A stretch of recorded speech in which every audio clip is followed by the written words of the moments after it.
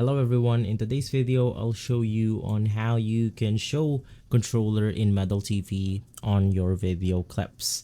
So the first thing that you want to do is to make sure that you have Medal TV updated to the latest version, because this is going to be the newest feature for our application.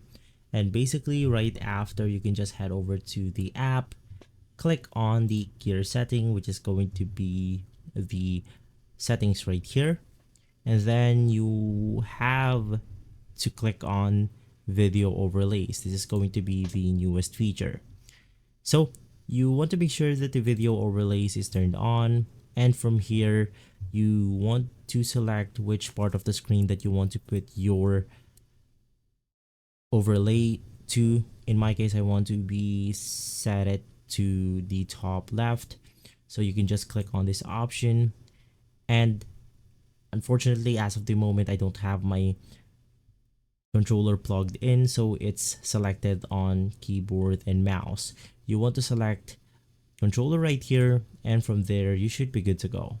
If this video has been helpful, leave a like, subscribe, and follow Guide to Everything for more videos like this.